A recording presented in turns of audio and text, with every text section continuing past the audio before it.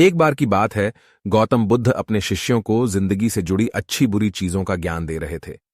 सभी शिष्य उनकी बातों को बहुत ध्यान से सुन रहे थे। उन सभी में एक शिष्य ऐसा था जिसे प्रश्न पूछने की बहुत आदत थी।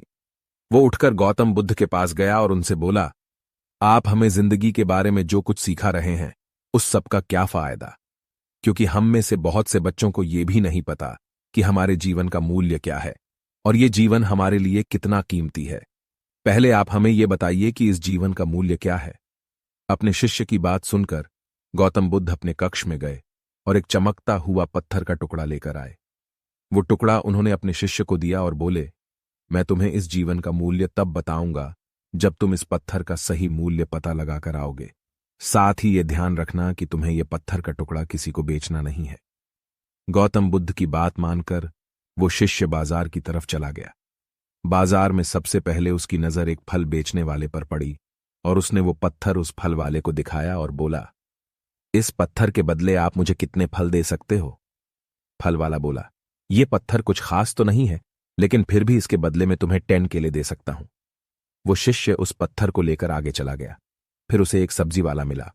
शिष्य ने उस सब्जी वाले से उस पत्थर की कीमत पूछी। सब्जी वाले ने उस पत्थर को ध्यान से देखा और बोला, इस पत्थर की कीमत के बदले में तुम्हें ज्यादा से ज्यादा एक बोरी भर कर सब्जियां दे सकता हूं। इसके बाद वो शिष्य उस पत्थर को लेकर एक सोने के व्यापारी के पास गया। उस पत्थर की टुकड़े की चमक देखते ही उस सुनार ने उसकी कीमत 100 सोने के सिक्के लगाई। शिष्य ने वो टुकड़ा बेचने से मना किया तो वो सुनार उसके बदले 200 सोने के सिक्के देने को भी राजी हो गया, लेकिन शिष्य ने वो पत्थर नहीं बेचा। इसके बाद वो शिष्य एक हीरों के व्यापारी के पास गया और उनके सामने उसने वो पत्थर के टुकड़े को रख दिया। उस पत्थर को देखते ही हीरों के व्यापारी ने एक साफ कपड़ा बिछाया, उस पत्थर को उसके ऊपर रखा, फिर उसकी परिक्रमा की और हाथ जोड़कर उस पत्थर को कपड़े में लपेटते हुए वो बोला, तुम जिसे मामूली पत्थर समझकर उसकी कीमत पूछ रहे हो, असल में ये एक बेशकीमती रूबी है। ऐसा रूबी हर किसी को नहीं मिलता। मैं अगर अपना सब कुछ बेच भी दूं तो भी इसकी कीमत नहीं चुका सकता। उस व्यापारी की बातें सुनकर वो शिष्य हैरान हो गया। वो दौड़ा दौड़ा सीधा बुद्ध के पास आया और उन्हें उसने जो कुछ भी बाजार में हुआ वो सब बताया। उसकी अचरज भरी बातें सुनकर गौतम बुद्ध बोले, तुम्हारे सवाल का जवाब इस रूबी की कीमत में ही छिपा है।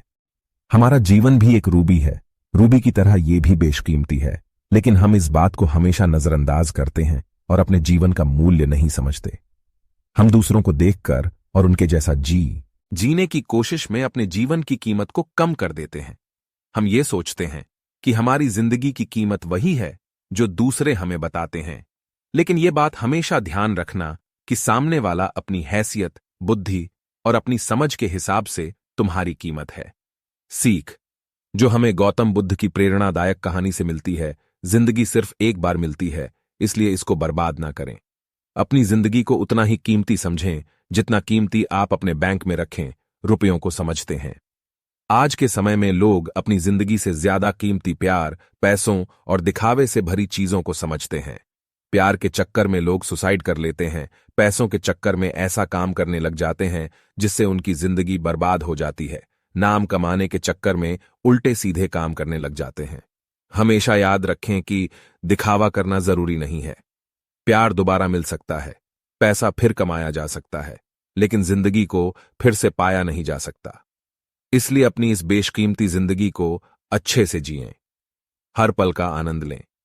कभी ये ना सोचें कि आप इस दुनिया में किसी काम के नहीं हैं, न कभी ये सोचें कि आपकी जिंदगी व्यर्थ है। आपके होने या ना होने से कुछ फर्क नहीं पड़ता। जब भी ऐसे नेगेटिव विचार आपके मन में आए तो खुद को बस ये याद दिलाएं कि जीवन एक रूबी है और ये बेशकीमती है।